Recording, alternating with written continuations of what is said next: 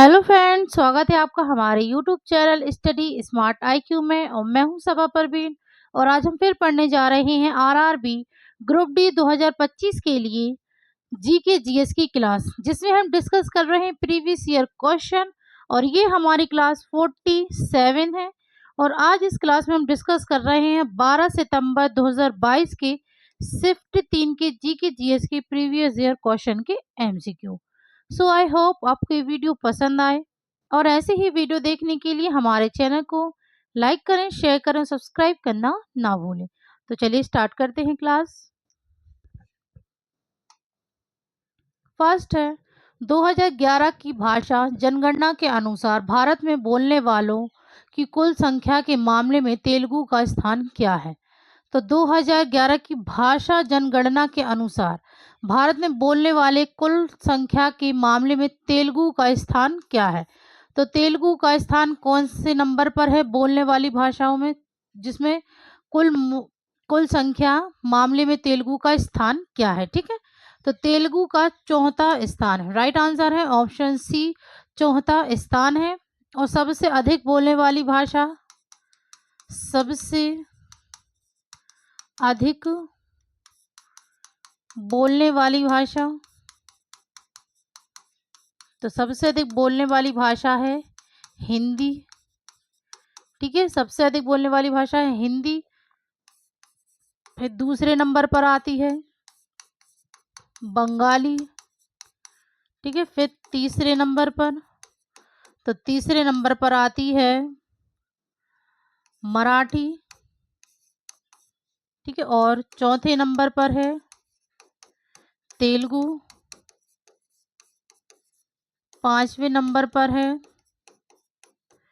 तमिल। और छठे नंबर पर है गुजरात। ठीक है, तो सबसे अधिक बोलने वाली भाषा कौन सी है भारत में, तो हिंदी, फिर उसके बाद बंगाली, फिर मराठी, तेलुगु, तमिल, गुजरात। ठीक है, चलिए नेक्स्ट है भारत में 12वीं पंचवर्षीय योजना का कार्यान्वयन काल क्या था। तो भारत में पंचवर्षीय योजना ये कब से कब तक चली थी, तो ये चली थी 2012 से 2017 के बीच। राइट आंसर है ऑप्शन ए। फिर अब हम बात करें 1997 से 2002 तक, तो ये थी 9वीं पंचवर्षीय योजना। फिर उसके बाद 2002 से 2007, तो ये थी 10वीं पंचवर्षीय योजना। फिर 2007 से 2012, तो ये थी 11वीं पंचवर्षीय योजना। ओके, चलिए नेक्स्ट है बिहार का शोक के रूप में जानी जाने वाली डैश नदी अपने बार बार बदलते मार्ग के कारण व्यापक विनाश का कारण बनता है। तो बिहार के शोक के रूप में जाने जाने वाली नदी कौन सी है, तो ये है कोसी नदी। राइट आंसर है ऑप्शन सी, कोसी नदी। इसे बिहार का शोक के रूप में भी जाना जाता है। और ये कहाँ से निकलती है, तो यह निकलती है तिब्बत से। ठीक है, तिब्बत से यह निकलती है कोसी नदी। और इसके बार बार बदलते मार्ग के कारण व्यापक विनाश का कारण भी बनता है। ओके, नेक्स्ट है निम्नलिखित में से कौन सा कृषि अपशिष्ट है, भूसी, प्लास्टिक, सब्जी का छिलका या कांच। तो कृषि अपशिष्ट है, तो यह है भूसी। राइट आंसर है ऑप्शन सी, भूसी यानी भूसा। ओके, नेक्स्ट है बाहरी अंतरिक्ष काला क्यों दिखाई देता है।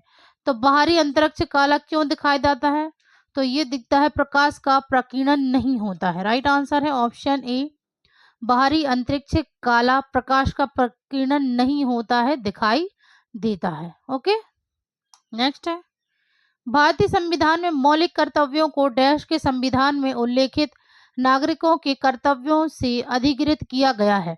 तो मौलिक कर्तव्यों को कहाँ से लिया गया है, तो ये लिया गया है यूएसएसआर यानी कि सोवियत समाजवादी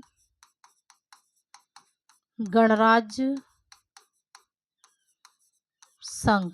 ठीक है, सोवियत समाजवादी गणराज्य संघ, जिसे अभी रूस के नाम से जाना जाता है। ठीक है, रूस के नाम से जाना जाता है। यहाँ से मौलिक कर्तव्य लिए गए हैं। ठीक है, मौलिक कर्तव्य की बात करें तो मौलिक कर्तव्य इन्हें 1976 में 42वां संविधान संशोधन अधिनियम द्वारा संविधान संशोधन अधिनियम द्वारा, ठीक है, संविधान संशोधन अधिनियम द्वारा 10 मौलिक कर्तव्य जोड़े गए हैं। ठीक है, 10 मौलिक कर्तव्य जोड़े गए हैं और ये जोड़े गए हैं स्वर्ण सिंह समिति की सिफारिशों पर। ठीक है, स्वर्ण सिंह समिति की सिफारिशों पर, ठीक है, स्वर्ण सिंह समिति की सिफारिशों पर 1976 में 42वां संविधान संशोधन अधिनियम जोड़ा गया, जिसमें 10 मौलिक कर्तव्य जोड़े गए थे। ठीक है, और उसके बाद में 2002 में 86वां संविधान संशोधन अधिनियम के तहत 11वां मौलिक कर्तव्य जोड़ा गया था। ठीक है, 11वां मौलिक कर्तव्य जोड़ा गया था। ओके, चलिए नेक्स्ट है, भारत की राजधानी को कलकत्ता से दिल्ली स्थानांतरित करने का निर्णय 1911 में किंग जॉर्ज पंचम के राज्याभिषेक के उपलक्ष्य में डैश में आयोजित दरबार में घोषित किया गया। तो कल भारत की राजधानी जिसे कलकत्ता से दिल्ली स्थानांतरित करने का निर्णय 1911 में किंग जॉर्ज पंचम के राज्याभिषेक के उपलक्ष्य में कहाँ आयोजित दरबार में घोषित किया गया था? तो ये किया गया था दिल्ली दरबार में। राइट आंसर है ऑप्शन सी, दिल्ली में आयोजित दरबार में घोषित किया गया था। ओके, नेक्स्ट है, गोवा में मनाया जाने वाला कौन सा त्योहार बसंत का त्योहार है? तो ये चारों त्योहार गोवा के हैं, पोंगटू, चिंदांग, सरोक और सिग्मोत्सव। ठीक है, तो इनमें से कौन सा त्योहार बसंत का त्योहार है? तो बसंत का त्योहार है सिग्मोत्सव। Right answer option D. Next है, भारत में क्रेडिट नियंत्रण का कार्य कौन करता है? तो भारत में क्रेडिट नियंत्रण का कार्य करता है भारतीय रिजर्व बैंक।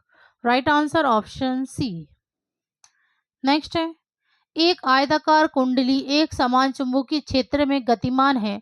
चुंबकीय क्षेत्र की दिशा कुंडली के तल के लंबवत है। यदि चुंबकीय क्षेत्र में गतिमान कुंडली की गति कम हो जाती है तो यदि चुंबकीय क्षेत्र में गतिमान कुंडली की गति कम हो जाती है तो प्रेरित विभवांतर घटेगा। Right answer option D. Dash बड़ी अर्थव्यवस्थाओं में वस्तु विनिमय के दौरान सामान की जाने वाली कठिनाइयां थीं। तो डैश अर्थव्यवस्था में वस्तु विनिमय के दौरान सामान की जाने वाली कठिनाइयां थीं, यदि मूल्य के सामान्य माप का अभाव। राइट आंसर है ऑप्शन सी, मूल्य के समान माप का अभाव बड़ी अर्थव्यवस्थाओं में वस्तु विनिमय के दौरान सामान की जाने वाली कठिनाइयां थी। ओके, नेक्स्ट है, मेंडलीव की आवर्त सारणी में तत्वों के हाइड्राइड और ऑक्साइड के सूत्र किस तिथि में लिखे जाते हैं?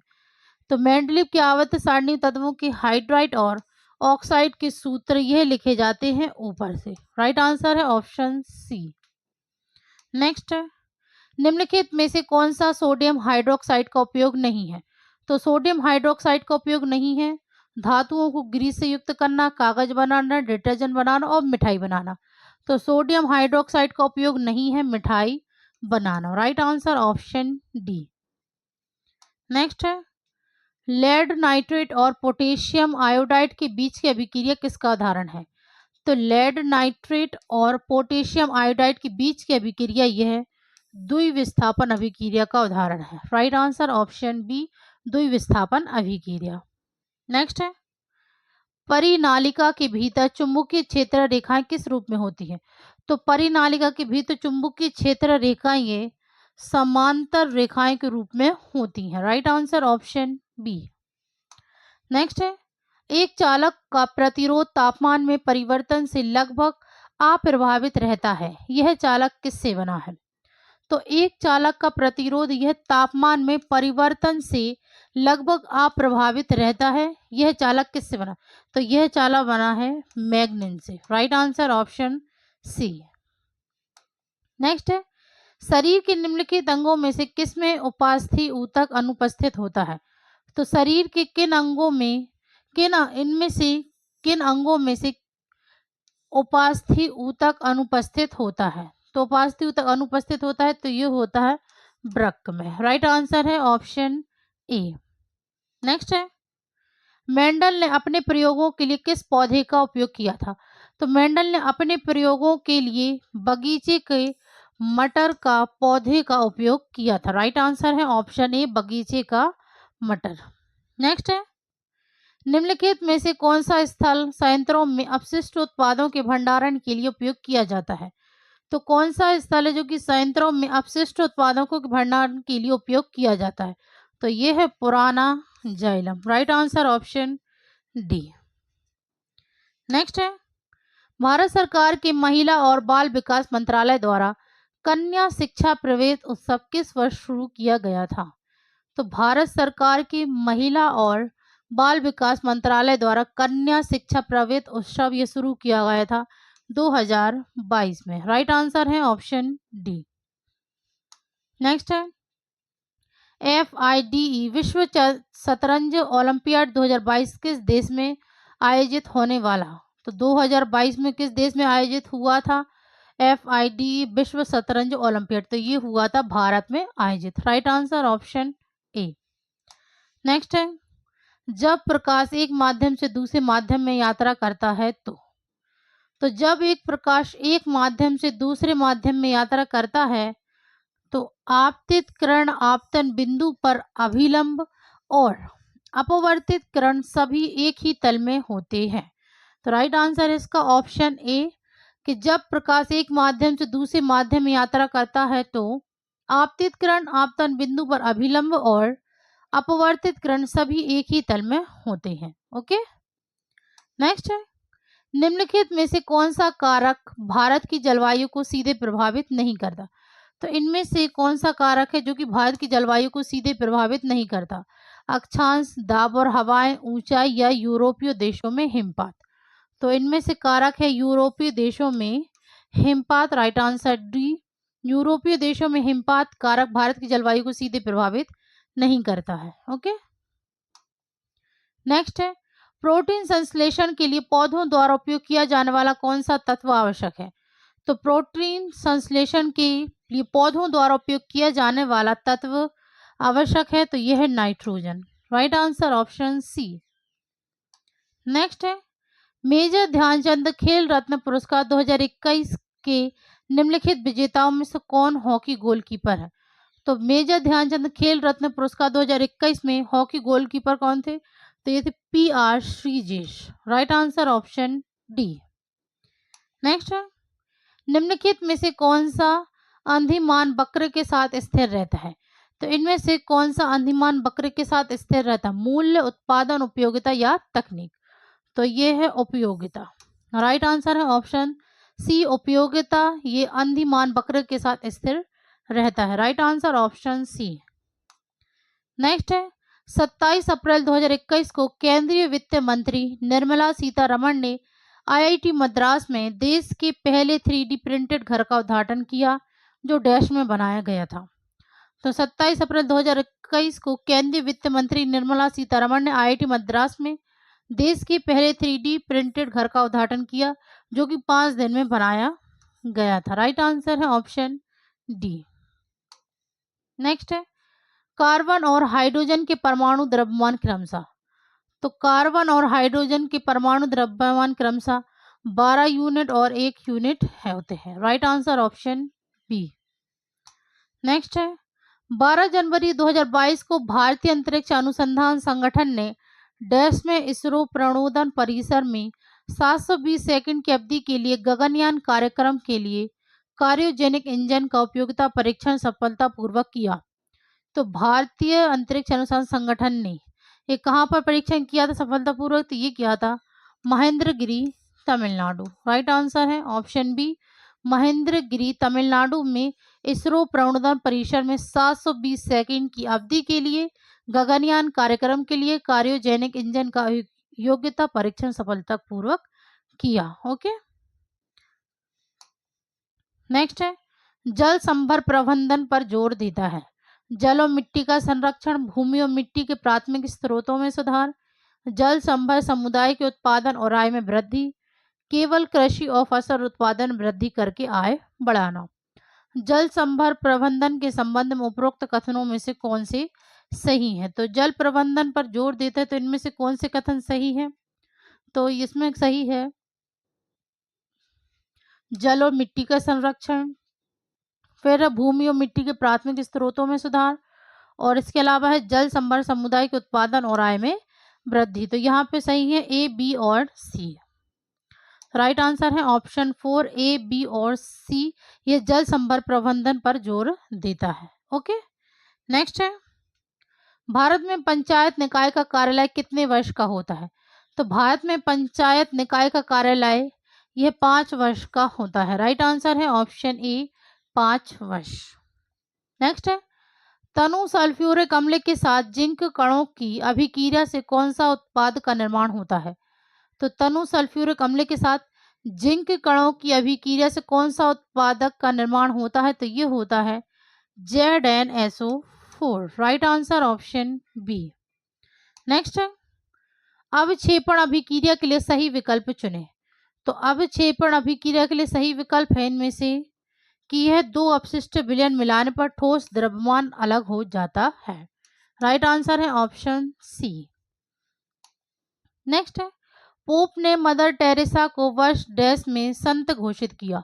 तो पोप ने मदर टेरेसा को 2016 में संत घोषित किया। राइट आंसर है ऑप्शन डी, 2016 में पोप ने मदर टेरेसा को संत घोषित किया था।